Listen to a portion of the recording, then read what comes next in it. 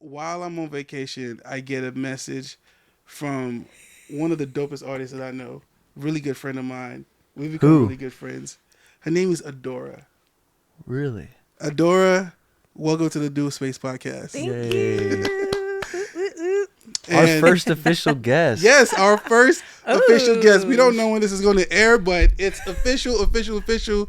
You are our first guest ever. Period. Yes. First to ever do it. Yes, Don't forget. yes, and we love it. We love it. Yeah. So she hits me up because we've done a few songs together before, and then this new song, like I already heard like some pre-production versions of it, and it already sounds amazing, and I can't wait to put my hands on it. But it's gonna be super dope. If the song is out by this time, we'll link it. You probably will. If Play a it's- clip. Play a clip. Oh baby boo, you in my head like a melody. When I'm low, now you they give me energy.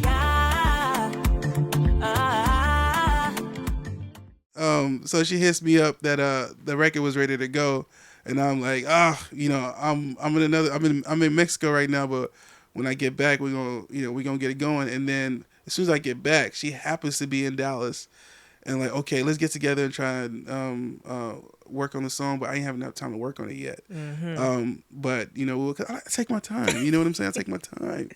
And then, but I'm like, hey man, like since you're in Dallas anyway, you gotta come on. You gotta come on.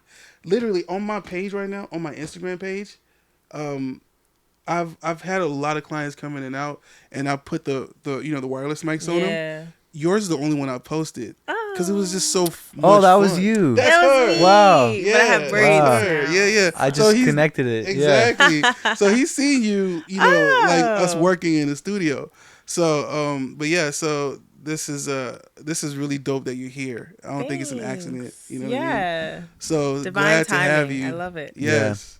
So what does y'all's process look like? So you bring to him like a acoustic version, or do you have a producer you work with to create a draft? Yeah, I have a producer that I work with. I work with Spells, and he's in Nigeria. So he's produced for like all the big guys: Wizkid, Burna, Davido, Tiwa Savage, all those guys.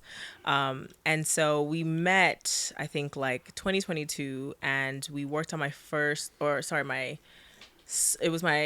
recent single that came out this year, actually, and it was so lit. Time Not Money. Ife, you worked on it. Yeah. So we came together. Spells usually produces. He sends me all the stuff.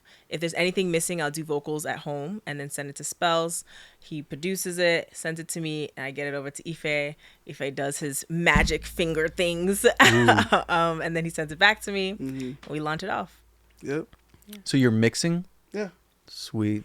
We are going to be doing some stuff all the way from scratch production as well. Yeah. But I think because even when you work with Spells, you go to Nigeria. Yeah. You get on a plane and you fly your behind all the way across the the Atlantic Ocean Yep. So you like being in the room. Yeah. Yes, I need to be in the room. I feel like the vibe is so different when you're there, and not just in a studio, like in Nigeria, in the studio in Nigeria, and you're working with all the other writers and producers, and you just feel the energy. And like my music, I want to keep it as authentic as possible, and I feel like the only way to do that is to stay there and be connected there. So anytime I'm making Afrobeats, my music, I'm usually out there and just knocking them out. We'll have like 3 boot camps in the matter of 2 months, Yeah. and we just make as many songs as we can. So your environment matters a lot to you, which is what we did an episode on. Yeah. Or the episode was We actually did. about provoking and provoking creativity. And one of the Yeah. things was your environment. Absolutely. Yeah. Yeah. So submerging yourself, is that the right word? Yeah. In Yeah, that culture submerging. helps you go into that almost like alter ego more. I've been seeing something say on Graham Cochran's podcast, like you create in your head these different personas that you step into, and like knowing, am I gonna be dad, producer, student? What am I gonna be? And whatever you're stepping into, you change your environment accordingly. That's real. Yeah. That's Yeah. real.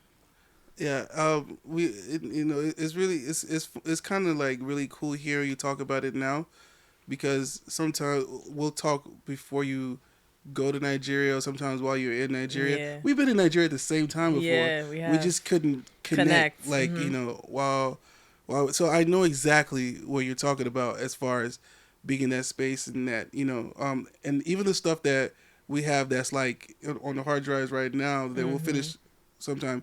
You've been here, Yeah. even though you're based in LA. Yeah. Right, you're based in LA. So, yeah. So I think she's definitely one of the, you know, has to be in that space. You know, that type of thing. I don't. Not everybody's like that.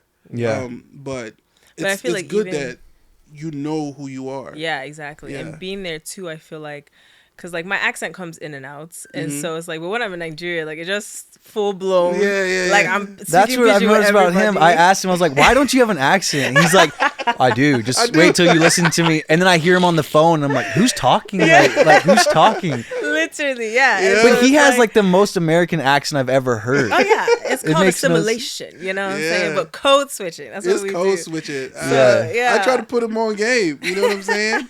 So I need someone needs to take me to Nigeria so I can work on my I told you accent. we're gonna go. through. Yeah, we're gonna go. Let's go. For sure, we going. I'm We're ready. going. I've seen some Oyibo boys with the Niger accents. Hey It's man, strong. once you eat a little smokeful food like this with okra soup, it'll come It's out. over. You know who he looks like? Who? No. He looks like No. no. Seth Rogen. That's what he was saying earlier. You kind of look like Seth Rogen. I Dude, just gotta stop. see you now that Yeah. I'm looking at you. But what's that? Oyibo Rebel. Does he look Oh like him? yeah. So I can see it. Yeah, it's see there it. a little bit. See it. Look him up. We're gonna put him up on the screen. You look like Yeah. Oyibo Rebel. You know, if he can do it, you can do it too. Just do it side by side. We're gonna do the side by side. Oyibo Just like- Rebel and Jackson. A mugshot of him right next to me. No, for real though. Oh my gosh. But yeah, the code switching is real, and you know what's funny? I never really thought about that, and I'm going to take what you're saying and really think about it some more, because I've done a couple of country records recently, right?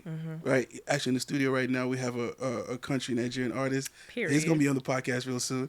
But when I was in that space, I started really getting into it more, and for like 2 weeks straight, I was working with Coffee Anderson, a dope country artist, and then Dom, another dope country artist, and then I started making Afro country music, Amazing. Afrobeat country. I don't think I've ever heard it. I don't think I have either.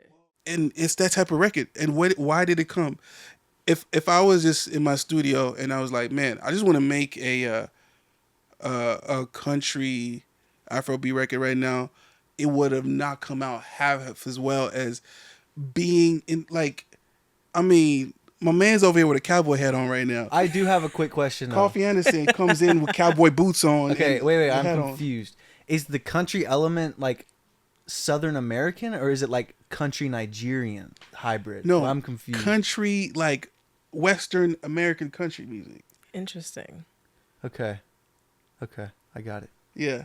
But you know what? I'm starting to see a lot of fusions in different genres of music. Like there's this Afro rock star. Oh yeah. That is coming out right now, and she sounds like she could be on Paramore or something like that. It's very interesting because it's like she's adopting the accents of American rock bands, but like adding her flavor of Afro beats in it.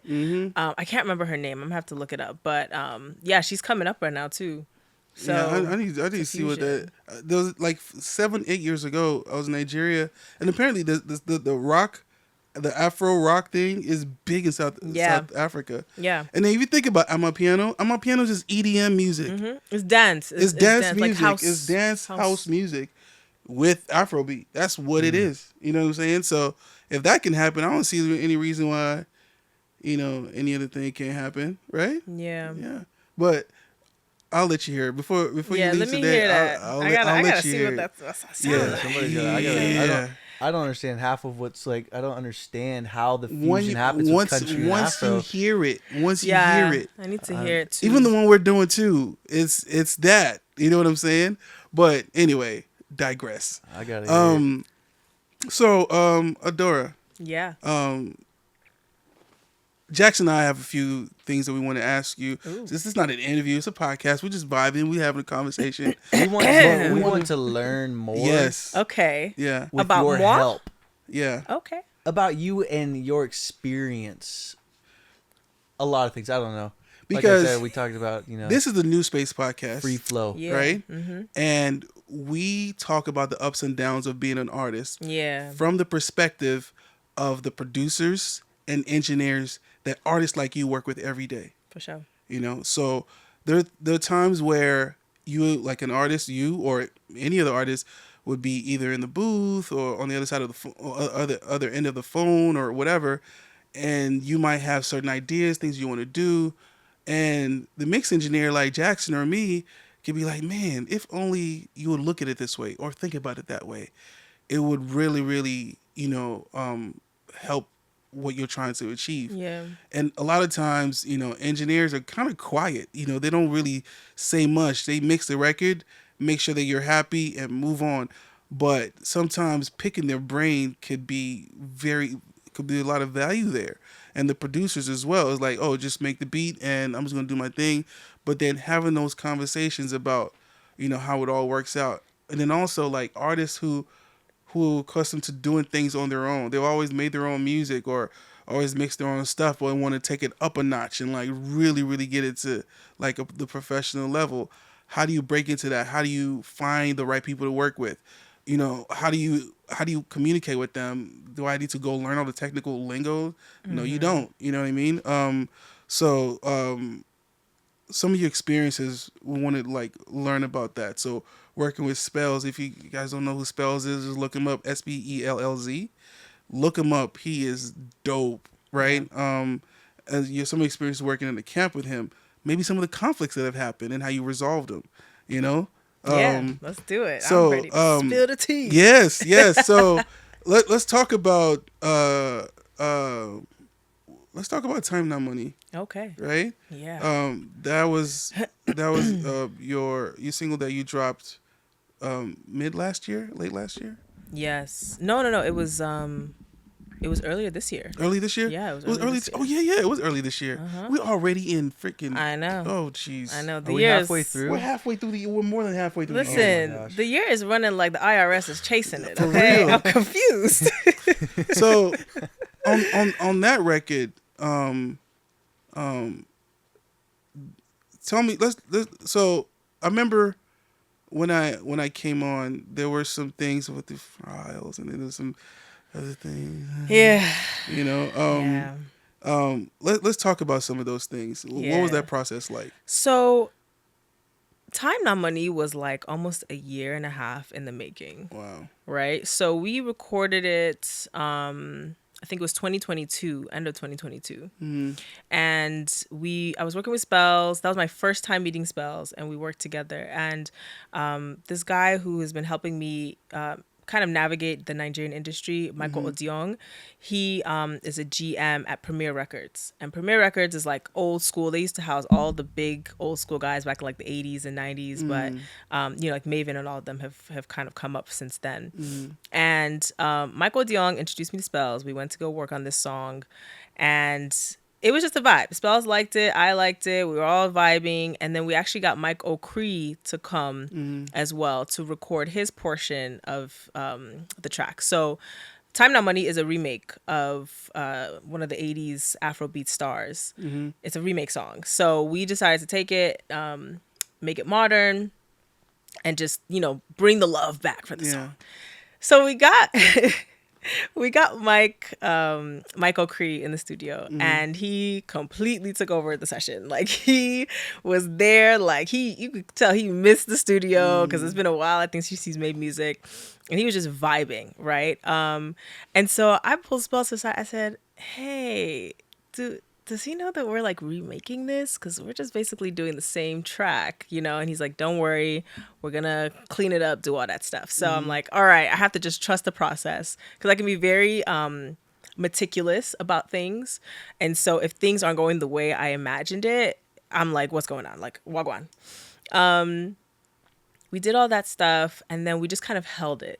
just kind of sat because I don't know. I feel like we couldn't find the right time to release the song. And so we're just like, let's make other stuff. Let's create more music and just see how it goes. And then last year we were like, okay, I think it's time to release Time Now Money in the new year. And the things that I'm still learning, because I'm completely independent. Like I have no help from anyone except for the few people that, you know, we met, we really hit it off, and they're just like kind of giving me advice or pulling a couple contacts for me. So the paperwork part, the business part, I'm like, ooh, child, I need like a glass of bourbon for this shit. It's very stressful. And I think that when you're creating the arts, everyone is vibing. It's a good time. Everyone's having a great, you know, everyone is just creating. Then the paperwork comes. And now everyone is like man-eater. Like everyone's like, nah, I want my cut. No, I want this. I want that. Da, da, da, da, da. So that was a lot of that. A lot of trying to figure out how to navigate, make sure everyone gets a fair cut. And then the song is also owned by, I believe it's Sony Records. So we had to make sure that was done with the legal. Mike O'Cree also wanted his portion, Spells, myself. So it was a lot. It was very overwhelming. But we were able to pull through. We were able to pull through and release a song, and it came out really well, which I'm really happy about. Yeah. But it wasn't easy. But I wouldn't say it was hard. Okay. Yeah. Okay. That's really good. You bring up the legal side of things a lot. I feel like for a lot of indie artists, it might be a lot simpler than it is for you, especially like with that song, because you're dealing with a when I told my sisters are like 8-9 years older than me. When I told them that I was working on a Mike Oakley song, they were like, "Oh, for real?" They got excited because they grew up listening to it, you know, in Nigeria, to him in Nigeria, and that song was one of his biggest records, you know, back then. So, you know, so definitely the legacy portion of it, people who own the original masters, you gotta, you know, the original the pub side of things, you creating your own sound recording, but you know, you gotta make sure that the pub side is dealt with, or else there's consequences of that. That's, you know, but a lot of artists are going to be all in on their song because maybe they're working with one producer and they wrote all their stuff. Yeah. So what's the your new record that you're working on? Is that just you and one other producer? Yes, it's me and Spells. Okay. We actually formed a really good friendship after, you know, recording the other songs, and Spells is like the homie now. Like I could just call him and be like, yo, I'm stressed out, I don't know what's going on, and he's just such a great human. So this last year, 2023, I told him, I was like, hey, I want to make an EP, but I've worked with a couple producers, not really feeling the vibe, or like everything feels very cookie cutter paste. And I know that Spells can create just magic. So I was like, I want to work with you. Let's make some music and let's put together an EP. And I want you to be the sole producer on the EP. And he was like, yeah, let's do it. And I was like, wait, for real? Okay. So I went to Nigeria. We spent like 5 days in boot camp, and we got a couple other writers to just kind of help the juices flow. And we just made music. We made like 8 tracks in a matter of like 4 or 5 days.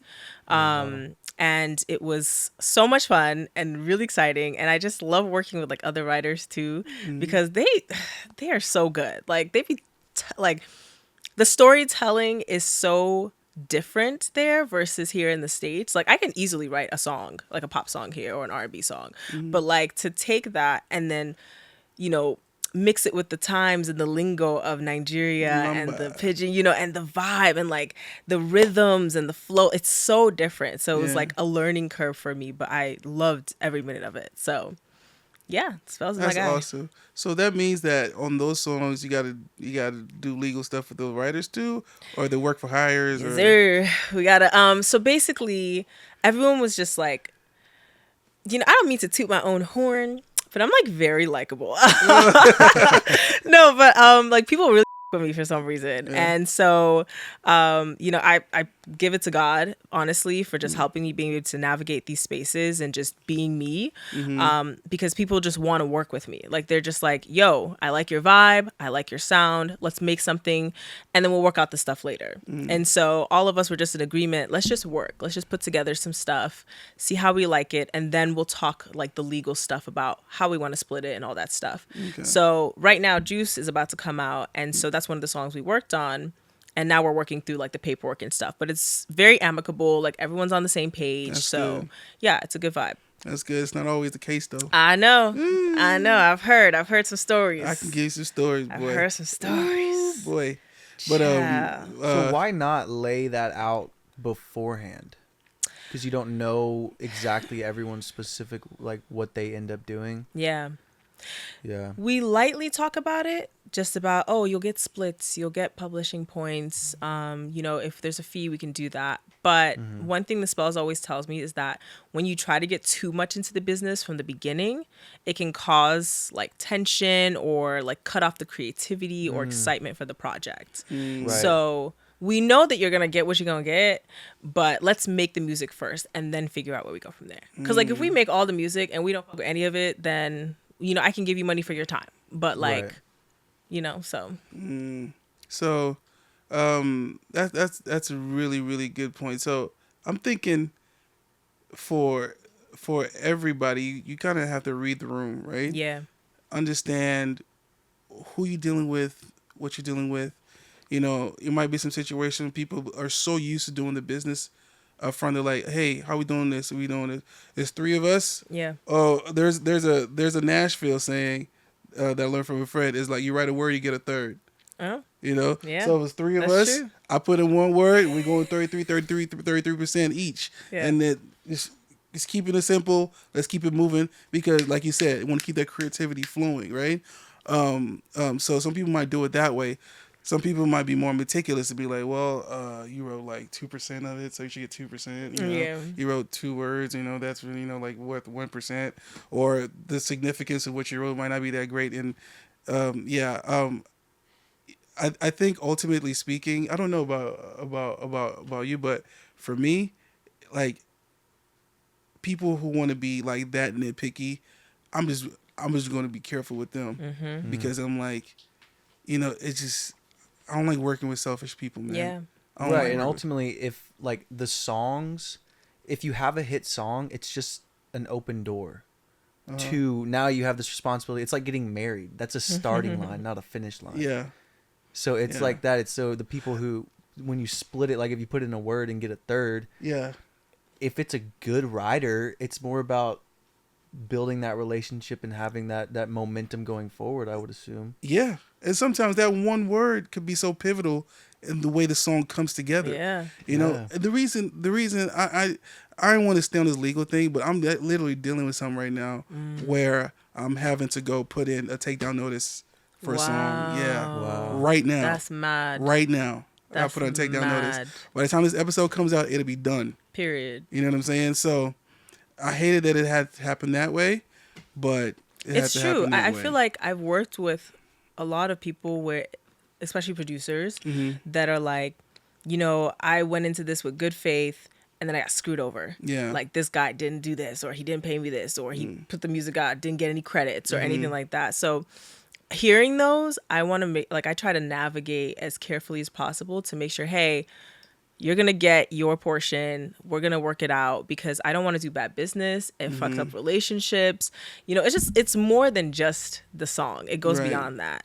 So Yeah. I'm so sorry you're dealing with that. Yeah, and the truth is, like, with the way the industry is right now, and I feel will be for a long time, it's a numbers game. Yeah.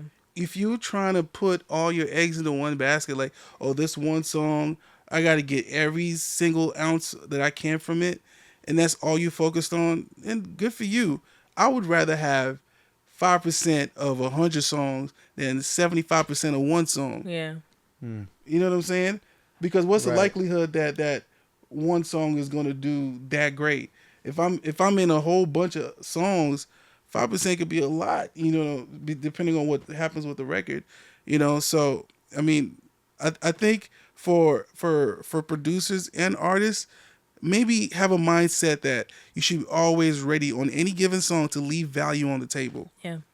Don't scrap for every little thing. And you try to, Then you kill the goose. There's a story about a guy whose goose was laying golden eggs, Mm-hmm. and every day he'd go get the gold egg.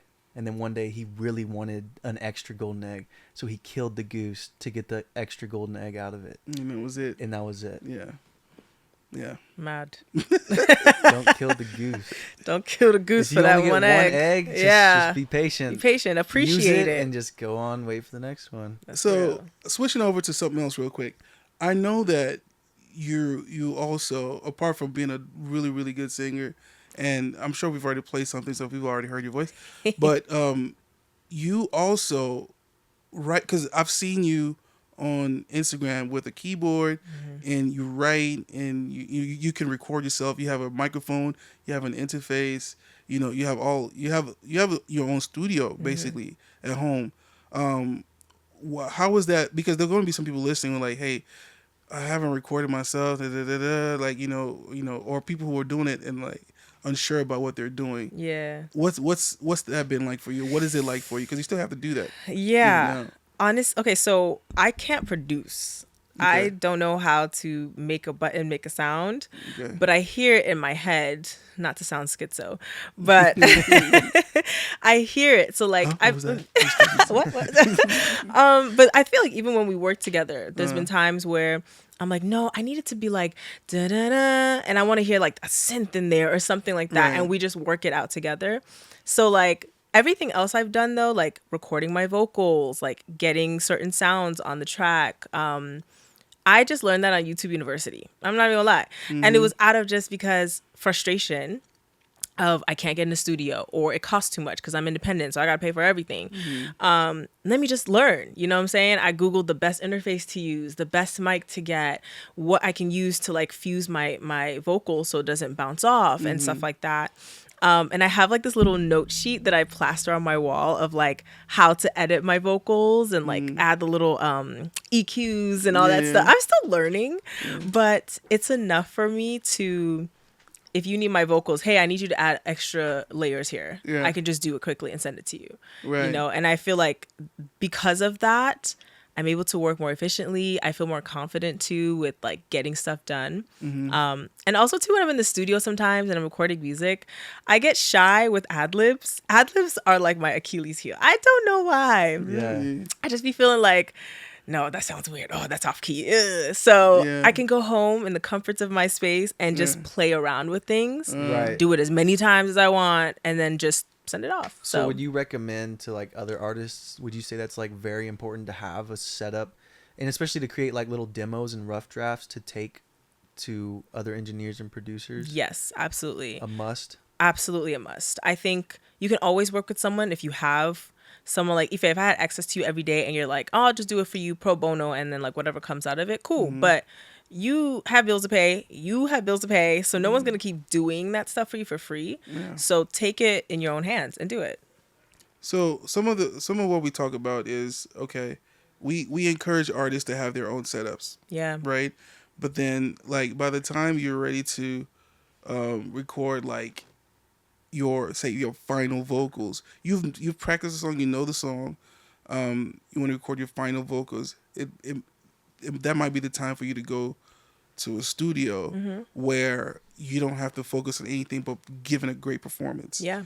And they probably have more higher end stuff than you have, so it's going to sound better just by the sheer Yeah. whatever the gain stage is going to be right, all those things are set. What do you think about that? Or do you feel like artists can get to the point where like they can just record at home, send it in to get mixed and mastered?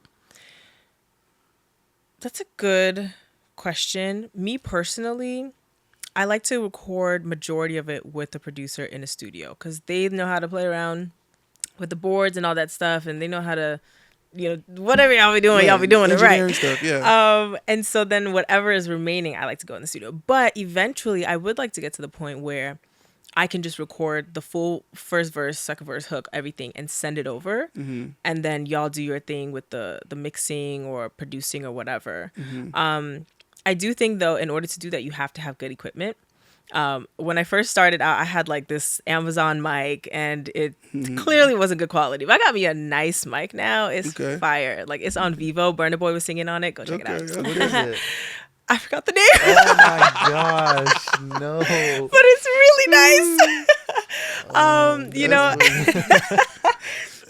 I got a dope, interface and stuff. I have, I use Logic now. Okay. And so I'm able to like put it together and it sounds good. So I think if I put the time out to learn the rest, I could get there.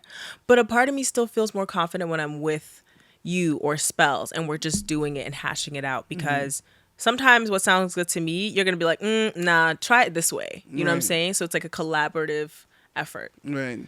Right, and you're just there to do your little exact thing that you're professional at. Yeah. He's professional at this very niche thing. Yep. And allows you to just be the artist. Exactly. You just Exactly. Not have forget to it. think. Yeah, you don't have to delegate Yeah. any brain CPU to anything else. If I put it this way, if it didn't matter, like the artists that we love and whatever, they wouldn't do it. Yeah. Like right now, I can say it now because I think it's public knowledge now.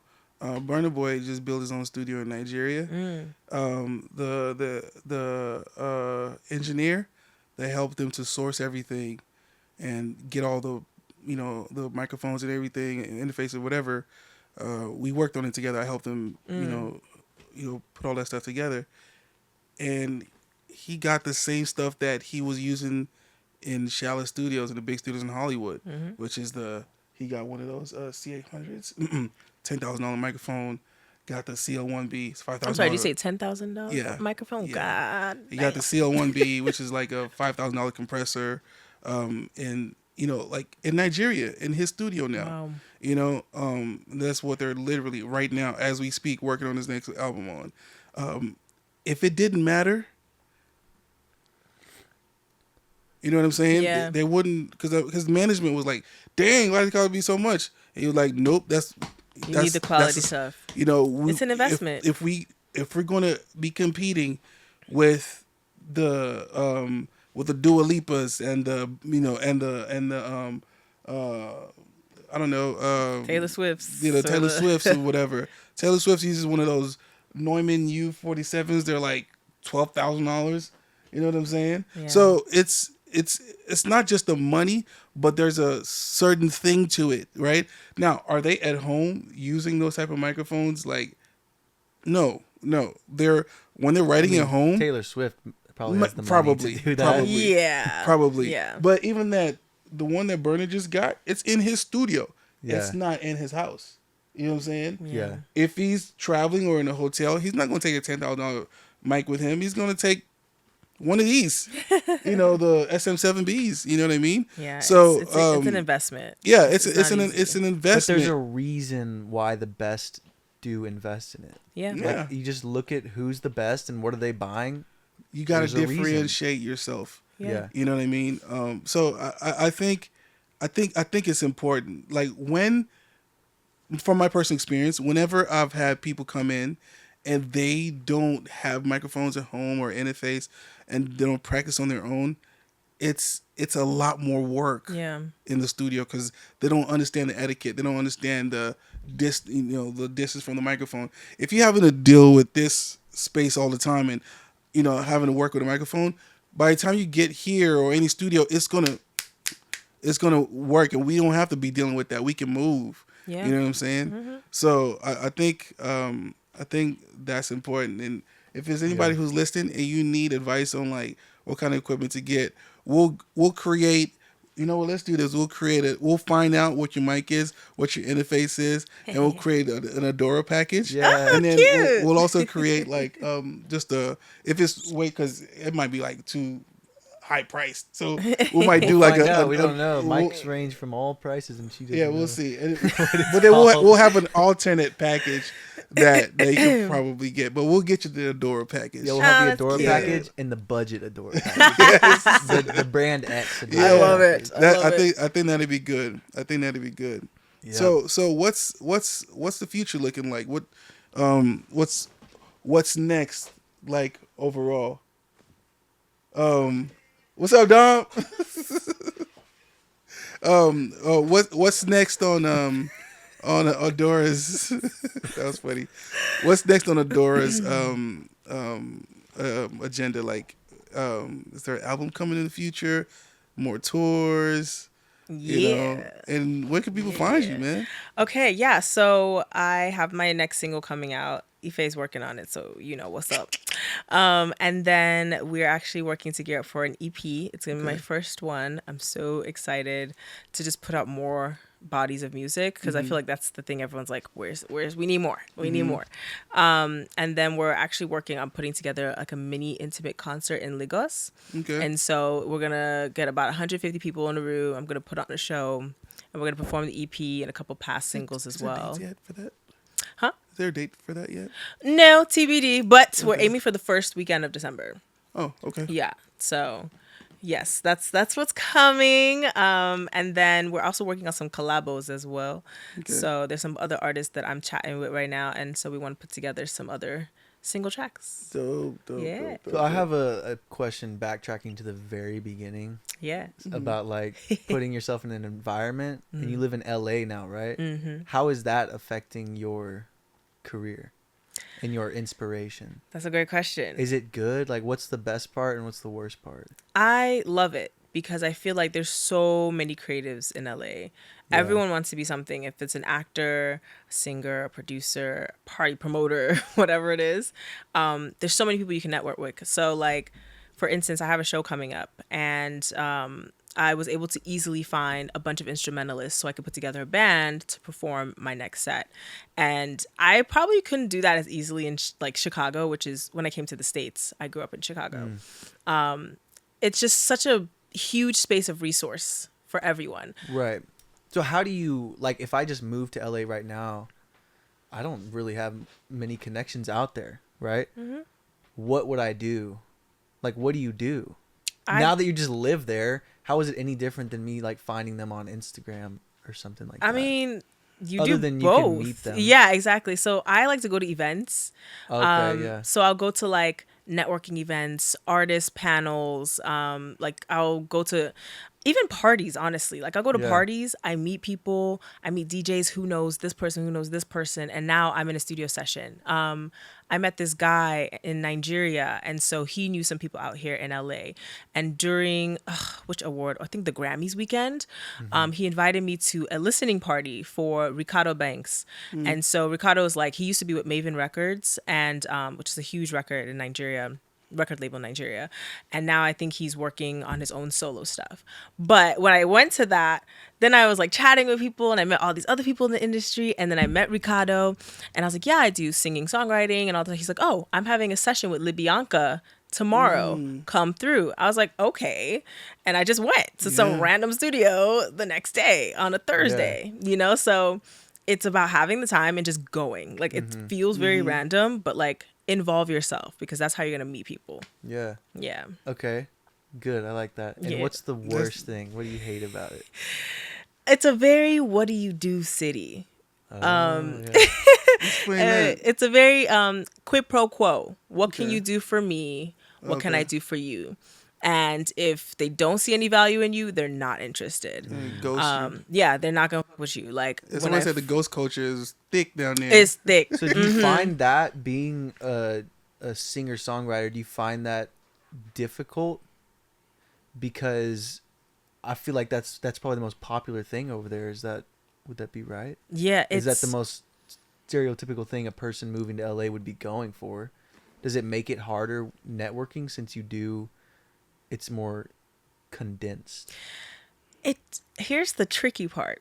It doesn't make it hard to network if they see your numbers, Oh, right? yeah. When I first moved to LA and I was like, oh, I'm a singer-songwriter, I go to these events, they'd be like, oh, okay. And there's just blank stare. Yeah. Like, uninterested, don't care. You don't have enough followers on Instagram, haven't seen your work. But in the past 3 years, y'all, when I tell you that because I've been performing and they've been seeing my stuff on social media and now I have a blue check mark and, you know, I'm networking with all these other people and people are speaking my names in rooms. Like now I'm like, yeah, I do Afrobeats. I'm singer-songwriter. I just opened for Davido. They're like, oh, really? Oh, wait, where's your music? Yeah. Da, da, da, da, you know? So if you have the resume, then their ears are open. But if Yeah. you just come and you're like, oh yeah, I mix and master, they're like, good for you, clap for yourself, you know. Yeah. Name dropping. I know it sounds Yeah. Yeah. very annoying, but if you drop a couple names, you in I there. don't like doing. I don't like doing it, but I know. it's the game. And It's- you got yeah. to. And like I try to approach things very humbly, so I'm not gonna be like, yeah, WizKid F with me, yeah, blah, blah, blah, like you know. But I'm just talk like a normal person, Right. and just talk about yourself, basically. Yeah. Basically. You answered that really well. Thanks. That was good. Wow. Yeah, it sounds scary. The idea Yeah. of going to LA. With specifically from the artist perspective, I don't know. I mean, going as an engineer, I don't know either. So- 'cause I've never done it. I have a few friends that are like engineers out there. You know, Akon's like main guy is a good friend of mine. I showed you his studio, like E-Man? yeah, him. Oh yeah. And I mean, he's really good at what he does. But he says one thing about as far as like engineers and producers, is so many of them out there that it becomes like, how do you stand out? You just gotta be really, really good at what you do. You gotta be able to differentiate yourself. You know, sometimes, you know, people want to see that you have like crazy gear and all this stuff. Or Sometimes plaques on the or wall. plaques on the wall and things like that. So it's a lot of that, you know. So I think for artists who are growing, there is enough room for everybody. We're just talking about Bandcamp. I don't know if you heard about Bandcamp and Empire collabing, and you know they got this thing going on where like, you know, direct to client, direct to consumer. You know, in the last 30 days, artists have made over $14 million That's off of amazing. Bandcamp. That's amazing. $14 million in 30 days. Wow. We're talking about indie artists. You know what I mean? Wow. So you can barely get $5 from There's Spotify. that's what I'm saying. Yeah. So there's money to be made. You know what I Yeah. mean? And I think, Adaorah, I'm saying it point blank from the whole world, you're doing it the right way. Your music is quality and you care about it. You know what I'm saying? Like, you take time on the Instantly, pre-production. you're in the top 1% of all musicians. Yeah, you are. Love that for me. Yeah. You know what I'm saying? I feel like someone like you, if you went direct to consumer right now, you would win. Period. You, like, straight up. Some That's so people good to know. are That's good not to ready hear. for that. Straight up. So let me tell her the guy named Kasky, he had like 200,000 followers at the time. I don't know if that's completely accurate, but he released a $100 mixtape and he only sold 1,000 copies. A physical CD, like recently, and sold all 1,000 in the first 24 hours. Wow. $100,000 $100,000. cash in 24 hours. Wow. In his pocket. Because he changed No his label. mindset into being a business selling a product. You know? That's what So, it is, though. Yeah. I think that a lot of artists can get discouraged because they just love the arts and like, I want to make music and I want to, perform and all these things. But like, you have to understand that it's like 20% creating and like 80% business. Yeah, you gotta sell. And so you got to sell yourself without selling your soul, though. But A product won't sell if it's not on the shelf. exactly. Come on, So you gotta get on that it- shelf, gotta Get baby. it into Walmart. I've said this one before. I say it again. I think you're gonna like it. My dad told me, like, having a product and not selling it is like trying to wink at a cute girl in the dark. I love that. You know what I'm saying?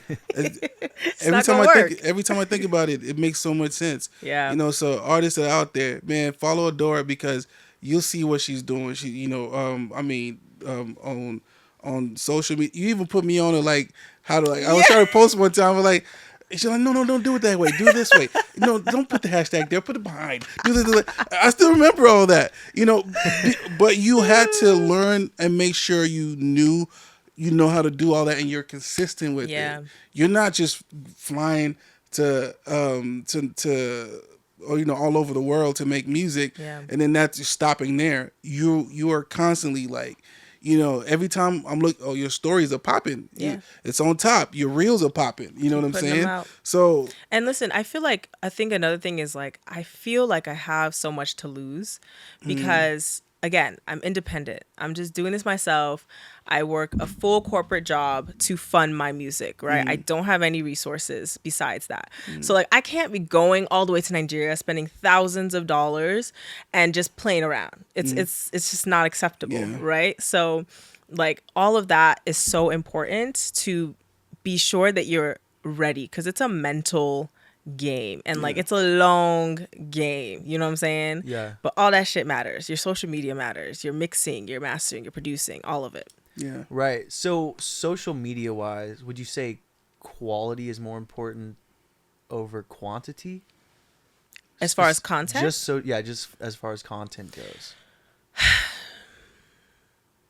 Personally, I think quality is more important than quantity, because I think that if you just putting stuff out there, it doesn't look like you're serious. But I think social media is weird in that way where you can do whatever, and if you make it work, you make it work. If your phone is shaky and you're doing this and you're singing your song, but people love it, and people love it. Yeah. If you're getting $5,000 equipment and hiring someone to film your stuff and you're getting 5 views, was it worth it? Right. So find what works, try different things, and then see what sticks.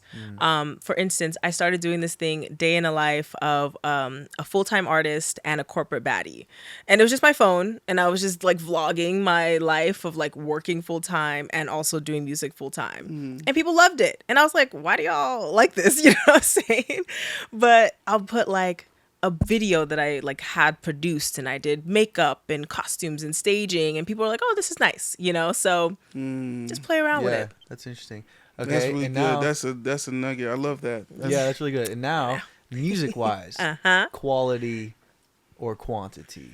Ooh. I think I know where you're leaning on this one, but You know, is there a middle ground? Yeah, I'd say there's a middle ground. Yeah, I feel like it should sound good, but I don't think every single thing to sound, because I'm sorry, my brain is going, but basically what I'm learning is, Ife, you mentioned earlier, it's a numbers game, right? And so sometimes you can put out a project and maybe you feel like it's not as perfect, but just put it out.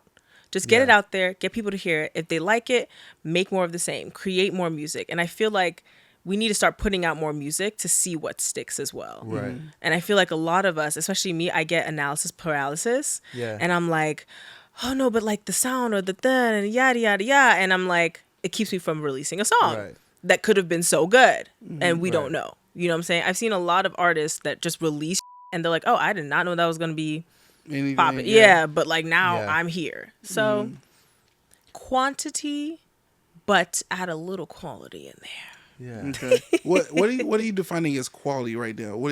Because to me that sounds like the writing side of things, and you know, this is the New Space podcast, so, and we're talking about like the perspective of the producer and the engineer in this whole thing. Yeah. Right.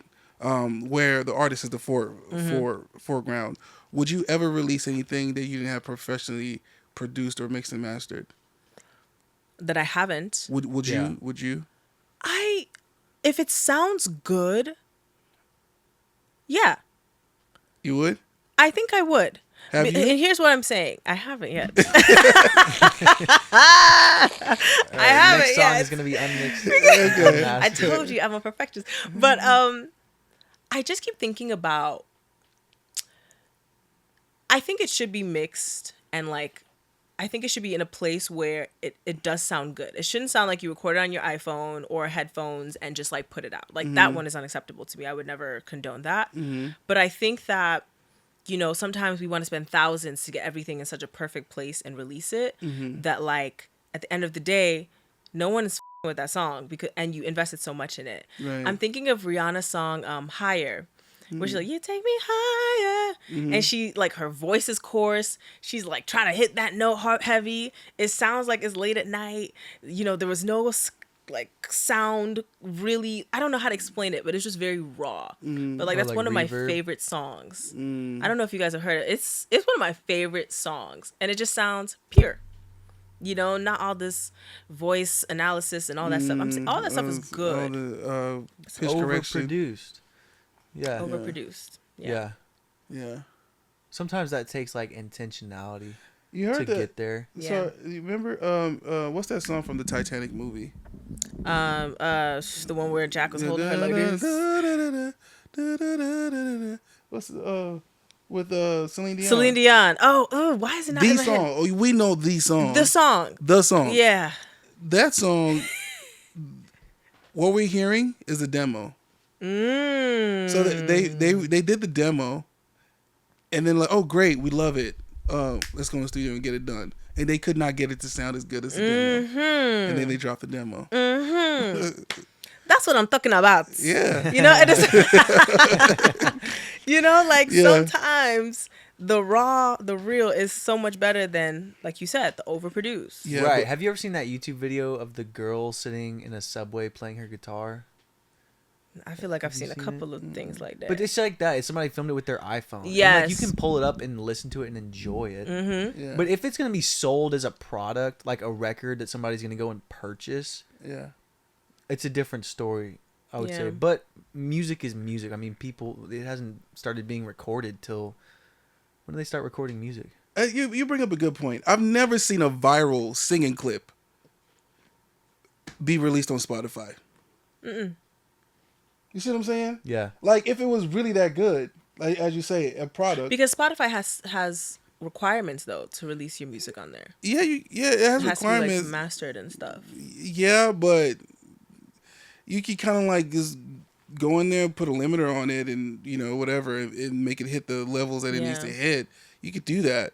Well, I have a question for you guys. Yeah. So, like, as engineers and producers, Mm-hmm. sometimes I see these artists release music on their album, and then they'll be like, we'll call it higher, remastered. What does that mean? It means that the original mix and they have to go back and do it again. Interesting. But the Yeah. original But one they was... didn't have access to the stems, right? If it was Not necess- remastered, They call it remastered. A lot of times it's but just most of the times I hear it and I'm like, it still sounds like the same mix, just like a cleaner like they're doing what they can with the 2-track. Yeah, yeah.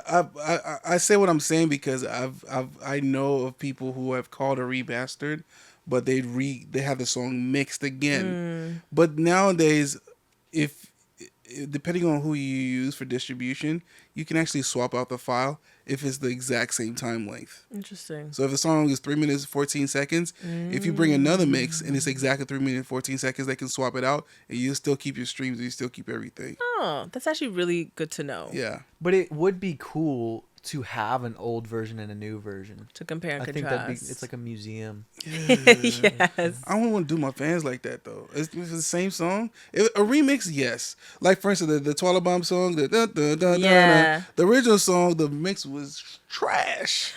But then Burna Boy came out with the remix, and the Which is mix so is funny. much better. It's so funny you guys say that because, again, this is the whole thing about like quality, quantity. Mm-hmm. To the normal ear of a listener who's listening to music, they don't notice half of the shit that we notice. Yeah. Like, I just want to put that out there because I released the single Peace of Mind, and there's a key on there that drives me nuts every time I hear it. I'm like, this is off key. No one notices. Ever. And they're just like, oh, this is a vibe. I love this. Yeah, they're And I'm they're like, looking at it like it's this thing. Yeah. You're looking at it like everything that makes up that thing. Yeah, exactly. They're just And like, they're just I'm here "I for the don't like music. it. I like it. Yeah, exactly. It's like how we smell versus how dogs smell. Like they smell each individual Sharp. element. Yeah, and we just smell the thing. we just smell. I- But that's the I thing feel like is, the probability though, like if I have 20 songs, right? 20 songs, and all 20 songs have not been mixed and mastered and produced well, and the time and effort and whatever has been put into it, and I have another 20 that happened. I guarantee you, I'll put my money on that. Maybe 2 out of those 20 of the first batch will make it, and then probably 17 out of the next batch will make it. Just because it's mixed and mastered and well produced doesn't mean it's going to be a hit or people will like it or if it's going to be good. But I just feel like the probability is there. You talk about the Rihanna song that you like. That's one song out of how many off off key things that people have done. You know what I'm saying? But I agree with you when you say though, like it's like a museum, because I think it shows growth, right? It shows, oh, this is where you started, this is how your stuff was, and Right. now 3 years later, damn, that's crisp. Like you were seeing the growth, and we're growing with you. But we're not talking about the same song, are we? Yeah, we're not talking about the same song. We You we talking could about- be, we could be. Like, okay, Summer Walker, when she put out her album, there's a song that she was singing. I think she was just like, I honestly think it was like a voice note on her phone. She's playing her guitar, and it's just beautiful. And it went on her album, and I don't think it went as like a single, but like it was part of the album. And everyone loved that song. They're like, can we hear the rest of this song? This is amazing. Like, this Yeah. is so dope. What's her name? Glorilla. That Friday song, 7 p.m. Friday, it's 78 degrees, you know, Right, I ain't got no I didn't nigga, no, expect they it got to be me. her. I was like, where's the rest of this song? And I'm sure she was just fucking around. Yeah. You know what I'm saying? So she probably had to go back in the studio and actually create the rest of it, mix and master it, and now have it ready by Friday. Actually, it's coming out tomorrow, y'all. But she had to do all that because the people loved it. But like whatever she put out before was probably raw and just going through TikTok. Yeah. So I'm just saying. Just saying. Okay. It's a weird world today.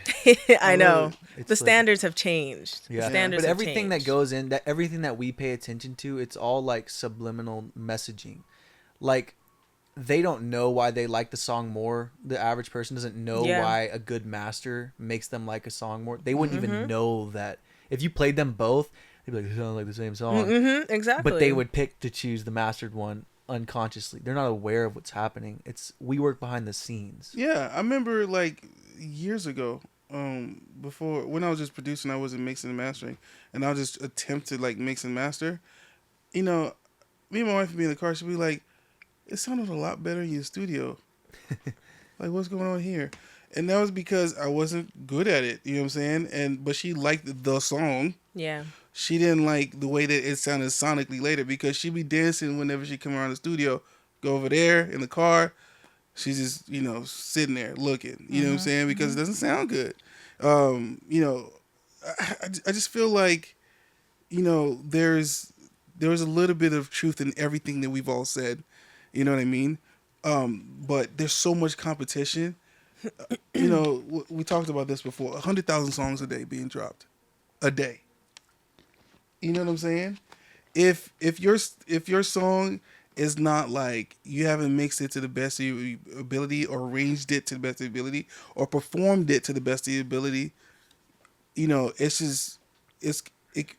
you know, it won't be number one out of the 100,000. It'll be, you know, number, you know, 989,999. You know, every little thing that you do has a chance of making it work its way up to, It's you true. know, Yeah, I whatever. saw a clip of another podcast, and the lady was talking about how the same thing, 100,000 songs are dropped a day, and what makes you think that your song is gonna pop out from the rest? She was like, there was one artist who dropped a song, and he just thought it was just gonna do his thing because, oh, it's a good song, I believe in it. But he didn't do any marketing, he didn't do anything for it. He didn't get a single play. So she was like, even you're not listening to your music Right. on those streaming platforms. Like, marketing, you gotta push that shit like your life depends on it. yeah. Yeah. And also, like, when you have somebody else mix your song, you haven't like fatigued yourself as far as listening to it goes. Like, you still enjoy, like, whenever you get the final version sent back, you're still able to be a listener and enjoy Yeah. it. Yeah. And that's important as far as promoting it goes, because you're going to be much less insecure Exactly. to continue revisiting and putting the spotlight back on it. Yeah. Mm-hmm. And if you don't do get me wrong, everything- I do get sometimes, like, I hear some of my other songs and I'm like, I don't want to hear this anymore. But Yeah. it's because I've listened to it like 500,000 times. Yeah. You know what I mean? So it happens. I think that happens. Even with actors, they're like, I don't want to watch myself on screen Yeah. because I've been through it. But it's your art. It's your baby. Yeah. Yeah. This has been really good. Yeah. And sometimes our kids make us really insecure. They're like, Looks you at raised that Ife." thing? You raised that? You should be ashamed of yourself. Yikes. Yikes. I was so young when I raised it. You know? I've evolved. Yeah. Yeah. Yeah, music's a fun thing. It's so weird. When I was a kid, I used to be like really like this. I used to be driven mad of thinking about. I was like, there's no way that there's songs can keep being made. Like, I thought it's like a number of things that can only be arranged in so many ways. Yeah. And I was like, when are we gonna Run out of music? Run out of things to make. Yeah. But pretty sure it'll go on forever. Yeah, as long as people have stories to tell. Yeah, always gonna be a there's thing. so many different things that go into it. But Yeah. Can't wait for this new single to drop. It's gonna be lit. Yeah, I'm and then excited. the EP after that. And then we're gonna keep looking, you know, and just know that line of communications are always open. You know what I'm saying? With and every artist listen to this right now. You should always be looking to develop this type of relationship with the people that you work with, where it doesn't feel like a stiff, type of Transaction. thing. You can like, hey, what's going on or whatever. We've hung out. We've gone out to, remember the it was Let's go eat. Yeah, let's go Yeah. eat. And then there was some crazy people making fun of people together. It was fun. making fun of we people. were. Good There was a lot going on at that restaurant. There was a lot going on. It definitely helps when we come in the studio and or we're talking music. It just oozes out. It's just a lot easier.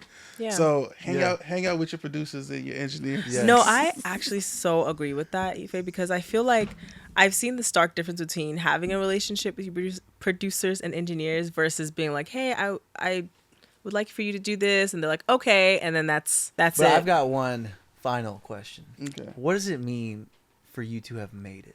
Like, what is the number? What, is there a number, or is it like a thing you get? What is it?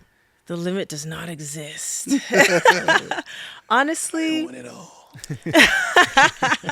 if I could have my first ever show and sold out, and it's like, it doesn't even have to be the Madison Square Garden, but I'm gonna claim Madison Square Garden, put it to the universe. Thank God, amen. But I want a sold out show, and I want a dedicated fan base, because sometimes you don't have to be Beyonce to be successful in music. Yeah, no. You can have a dedicated fan base of 10,000 people. 5,000 people. Full-time living off of a dedicated 1,000 people. Yes. Mm-hmm. Yes. And so Easily. to me, that is success to me, is having those people that are ride or die for Adaorah. You know what I'm saying? And then we go up from there, because those fans will elevate you. Yeah. Yeah. Absolutely. Period. You build the rocket ship and then you just ride it. Exactly. Wherever it takes you, you can go to Mars and then Jupiter. The galaxies away. Yes. This has been a New Space podcast. My name is Ife. My name's Jackson. And I'm Adaorah. Yes. It's been a whole lot of fun. Thank you so much. Thanks, Thank you. guys. All right. Da da da